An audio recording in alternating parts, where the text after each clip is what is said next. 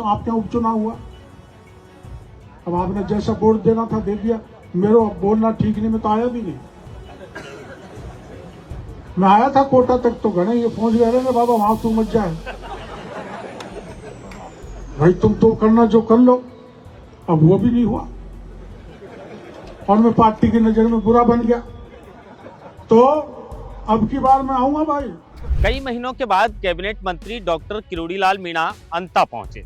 अंता के अंदर किरोड़ीलाल मीणा ने नरेश मीणा, वसुंधरा राज सिंधिया और अशोक गहलोत को लेकर एक ऐसा बयान दे डाला जो सोशल मीडिया पर अब चर्चा का विषय बन गया। डॉक्टर किरोड़ीलाल मीणा ने सारे पत्ते खोल डाले। डॉक्टर किरोड़ीलाल मीणा ने बताया कि वो अंता के अंदर चुनाव में प्रचार करने क्यों नहीं आए थे, क्यों नरेश मीणा के लोगों ने उन्हें कोटा के अंदर रोककर ये कहा कि बाबा आप अंता में मत जाइए। किरोड़ीलाल मीणा ने कहा कि मैं अंता नहीं पहुंचा, आपने जिसको वोट देना था दिया, लेकिन उसका नतीजा क्या रहा। लेकिन अब मैं आपसे कहना चाहता हूं कि 2028 के विधानसभा चुनाव और 2029 के लोकसभा चुनाव के अंदर मैं यहां प्रचार करने के लिए आऊंगा और फिर वो जनता से पूछते हैं कि आप बताइए मैं आऊं या नहीं आऊं। फिर जनता दोनों हाथ खड़े करके किरोड़ीलाल मीणा की बात का समर्थन करती है। यह ऐसा मौका था अंता चुनाव के बाद जब किरोड़ीलाल मीणा मीन भगवान की प्राण प्रतिष्ठा के अंदर यहां पर पहुंचे थे और फिर किसानों के मुआवजे से लेकर राजनीतिक जो बातें थी वसुंधरा राज सिंधिया और अशोक गहलोत से जो डॉक्टर किरोड़ीलाल मीणा की पुरानी राड़ थी, मीणा समाज का वो एहसान जो किरोड़ीलाल मीणा और गोलमा देवी को चुनाव जितवाकर मीणा समाज ने किया था, उस पर भी किरोड़ीलाल मीणा ने काफी लंबी चर्चा की। वसुंधरा राज सिंधिया और अशोक गहलोत से किरोड़ीलाल मीणा की क्या राड़ थी उस पर भी बातचीत की। किरोड़ीलाल मीणा ने यह भी कहा कि जब नरेश मीणा जेल के अंदर बंद थे, उस वक्त जब वो मुलाकात करने के लिए जेल में पहुंचे थे तो आला कमान से किरोड़ीलाल मीणा को डांट खानी पड़ी थी कि भाई आप तो बीजेपी के नेता हैं और जो आदमी बीजेपी का विरोध कर रहा है आप उसी से मुलाकात करने के लिए जेल में जाते हैं।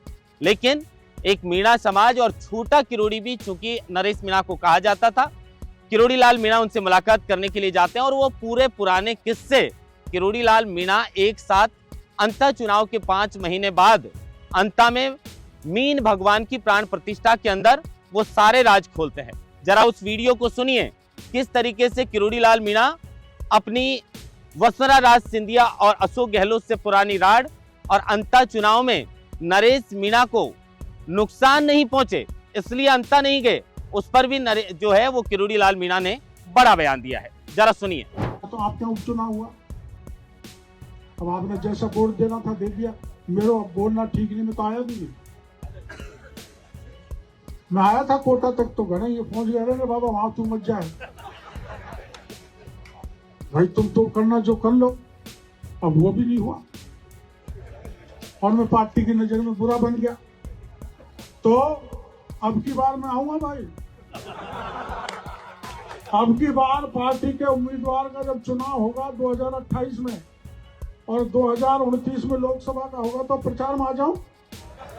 देख लो फिर गाली मत देना है, क्योंकि पार्टी के लिए हाँ देखो देखो कुछ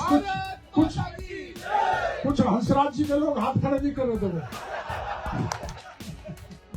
एक बार सब लोग दोनों हाथ खड़े कर देंगे। मातृशक्ति, युवा, हमारे बुजुर्ग, बोलो मीर भगवान की। अब मेरे को इजाजत मिल गई, मैं चुनाव प्रचार में आऊंगा, मेरी पार्टी का प्रचार करूंगा।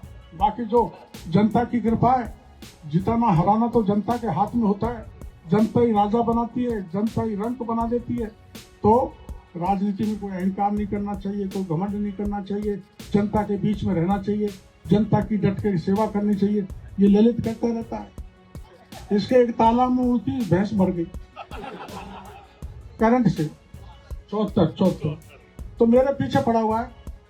मैं मंत्री हूँ, मैं आपदा का मंत्री हूँ। कोई फसल खराब हो जाए, कोई बिजली से भैंस मर जाए, कोई और गड़बड़ घोटाला हो जाए, कोई आफत आ जाए, गड़बड़ घोटाला नहीं, कोई आफत परेशानी किसी प्रकार की आ जाए तो उसकी तय करके उसकी मुआवजा देना मेरी जिम्मेदारी। अभी मेरे को शायद हंसराज जी कह रहे थे और कुछ लोग और भी कह रहे थे जो रबी में खराबा हुआ उसका पैसा नहीं मिला और न प्रधानमंत्री फसल बीमा का पैसा मिला। आपको चिंता करने की जरूरत नहीं है। 15 दिन में एक एक पाई आपकी जेब तक पहुंच जाएगी। इस बात का भरोसा ना भाई को दो। आपकी कृपा मेरे पे बनी रहे, आपका यही प्यार मेरे पे बना रहे। अभी अपन कह रहे थे समाज सुधार की बात। अब डॉक्टर किरोड़ी लाल दहेज ले ले और किरोड़ी लाल ही बर्तन भांडे ज्यादा दे तो समाज सुधरेगा कैसे?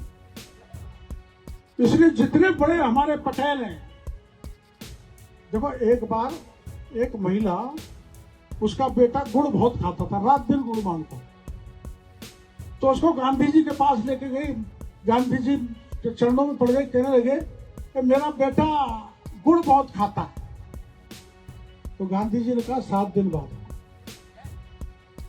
तो 7 दिन बाद पहुंची, उन्होंने आशीर्वाद दिया और गुड़ खाना छोड़ दिया। तो महिला ने गांधी जी से पूछा कि महाराज बाबा ये तो बताओ, आपने 7 दिन मेरे को क्यों परेशान किया, 7 दिन बाद बुलाया? तो गांधी जी ने कहा मैं तुम आई थी, जब तक मैं भी गुड़ खाता था, मेरे को भी छोड़ने में 7 दिन लगे, इसलिए मेरा आशीर्वाद फलीभूत हो जाएगा, अब ये गुड़ नहीं खाएगा।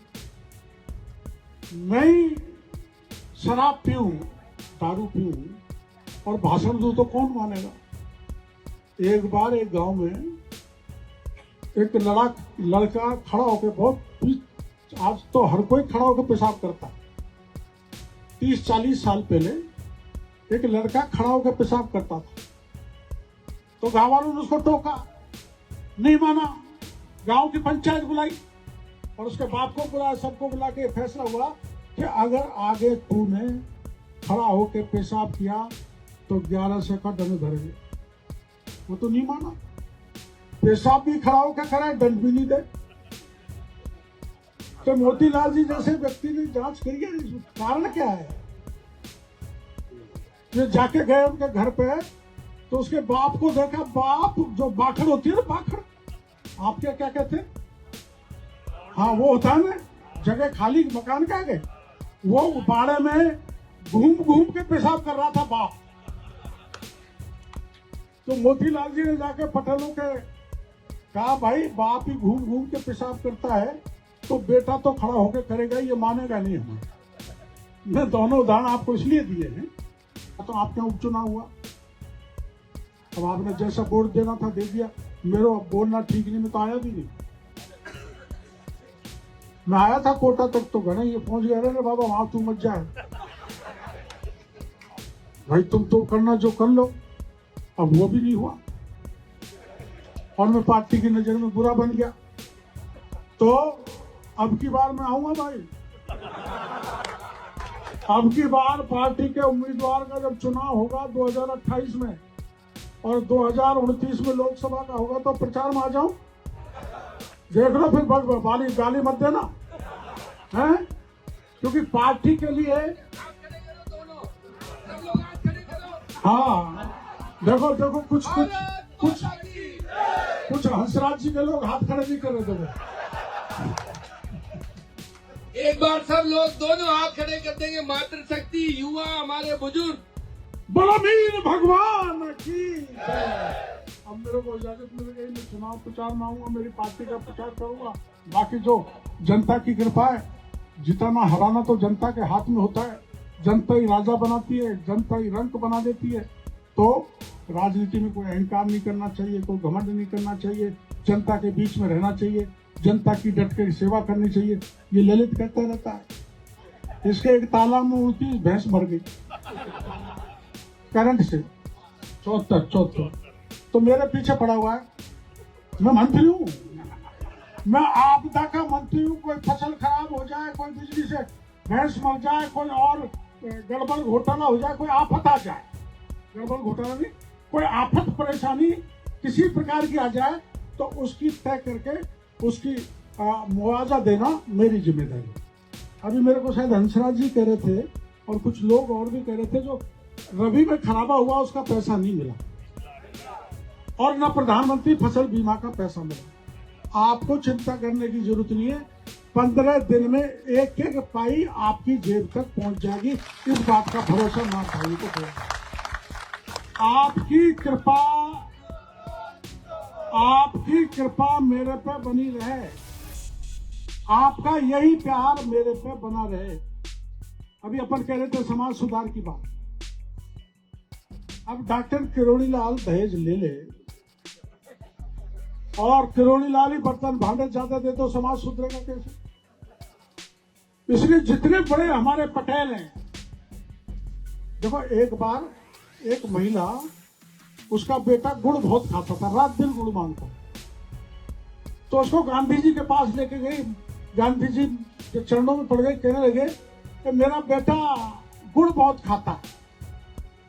तो गांधी जी ने कहा 7 दिन बाद। तो 7 दिन बाद पहुंची, उन्होंने आशीर्वाद दिया और गुड़ खाना छोड़ दिया। तो महिला ने गांधी जी से पूछा कि महाराज बाबा ये तो बताओ, आपने 7 दिन मेरे को क्यों परेशान किया, 7 दिन बाद बुलाया? तो गांधी जी ने कहा मैं तुम आई थी जब तक मैं भी गुड़ खाता था,